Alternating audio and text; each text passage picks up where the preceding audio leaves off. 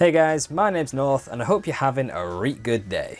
Now I love Nintendo, I mean, the clue's in the name. There are so many incredible games of all genres that come under the Nintendo family.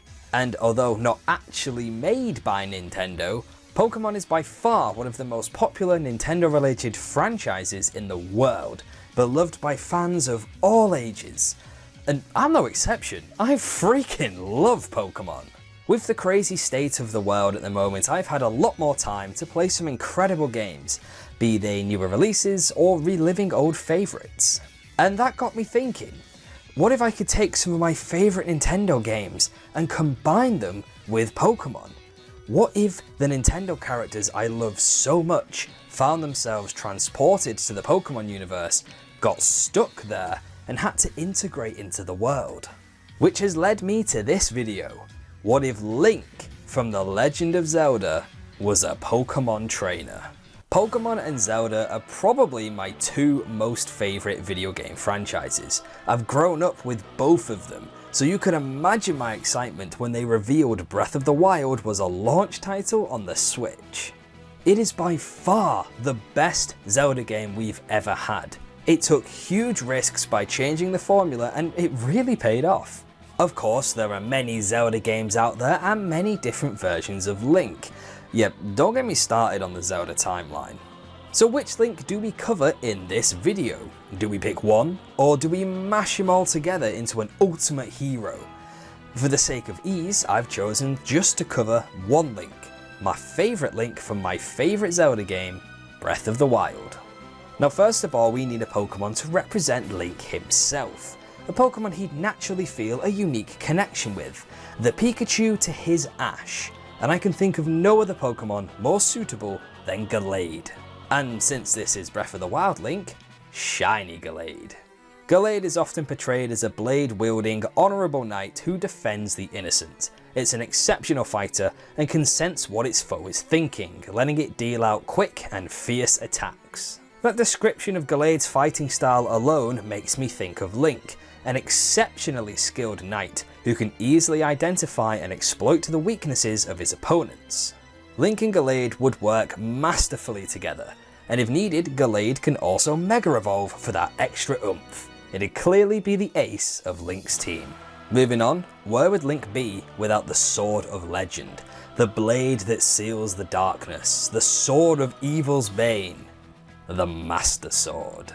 This iconic weapon is a staple of the Zelda franchise. The legendary blade makes Link a force to be reckoned with and ultimately seals Ganon away time and time again. Or in some cases, just straight up murders him.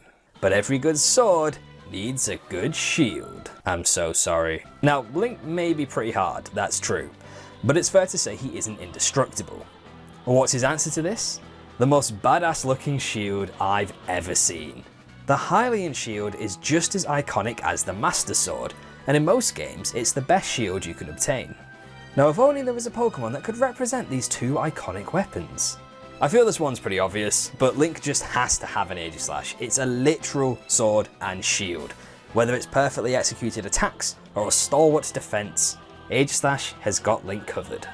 And for the third slot on Link's team, we're gonna go for another obvious choice, Rapidash. Because where would a knight be without their noble steed? There were a few choices for a horse-like Pokemon to give Link, just as there are many different types of horse to tame in Breath of the Wild. But I personally feel Rapidash suits him the best. It's fast, it's a goddamn unicorn that can impale enemies just like the Master Cycle, and it is literally on fire. Yeah, this is a horse Pokemon you ride into battle. Okay, so the first half of Link's team is looking pretty predictable. You could arguably choose any Link and give him these three Pokemon.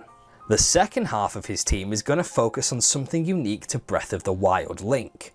The Champions. Get ready for a history lesson. In Breath of the Wild there are 5 champions who are tasked with stopping Calamity Ganon alongside Princess Zelda. 4 of them are given divine beasts to pilot and command in the upcoming battle. The other is the princess's chosen knight, sworn to protect her, and the one who must deal the final blow against the Calamity. They each represent one of the 5 main races that make up the Kingdom of Hyrule. Mifa of the Zoras, Daruk of the Gorons, Urbosa of the Gerudo, Revali of the Rito, and of course Link, who's a Hylian. Tragically, they are unable to stop the Great Calamity which leads to the events of Breath of the Wild. Link is mortally wounded and placed in the Shrine of Resurrection to heal in stasis for 100 years. The 4 other champions all perish at the hands of the Blight Ganons that possess the divine beasts, and Zelda seals both Ganon and herself away until Link is revived and figures out a way to stop him, using all of her power in a constant battle to hold the calamity back. Throughout the game, whenever Link takes back control of a divine beast, the spirits of the fallen champions grant him a unique champion ability that they themselves once used in battle, adding their power to Link's and watching over him on his quest. These characters and abilities are such a big part of Breath of the Wild that I think they have to have a space on Link's team. The problem is, there are 4 champions, but only 3 slots left.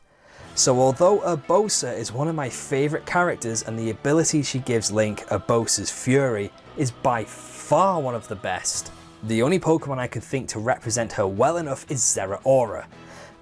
We can't have Link just rocking up to Alola and somehow catching a mythical from an alternate reality. So regrettably, Urbosa is out for now. As for the other 3, well, let's start with Revali. Revali is a proud warrior of the Rito, a race of bird-like people who excel at aerial combat. Revali is no exception and is a master archer. He grants Link the ability Revali's Gale, which summons a column of wind that Link can ride high into the sky on his paraglider. It's a fantastic ability for exploring, or to help gain the high ground over enemies. It's over, Anakin! I have the high ground! You underestimate my power!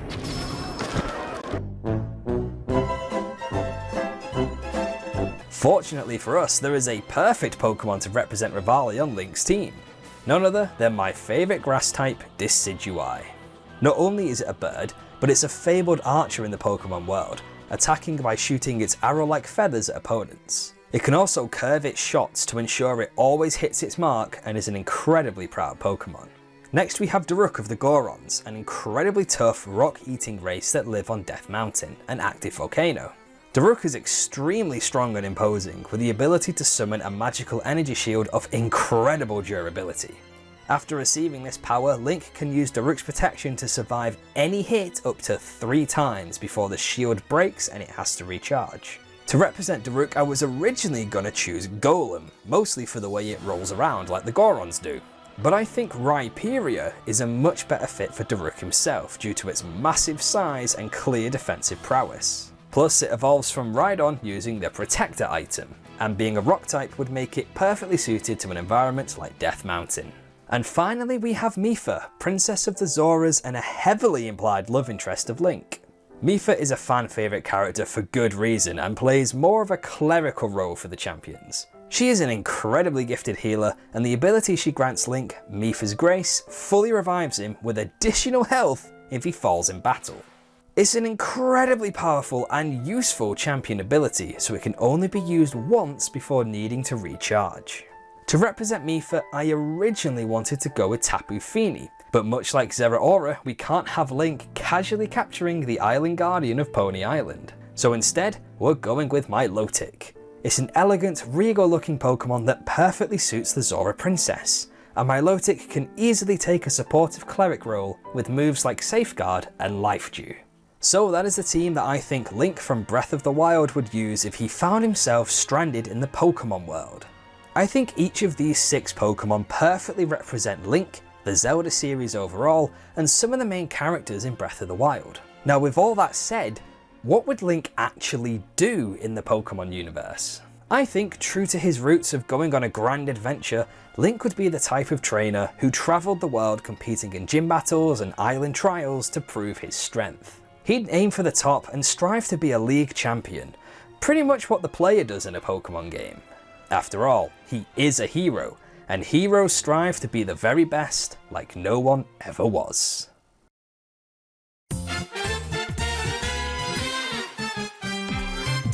Thanks for watching. If you enjoyed today's video, make sure to leave a like and share this video with a friend. Subscribe and enable notifications to see more from me, and you can also follow me on social media. I'll see you next time, but until then, stay safe and have a good one.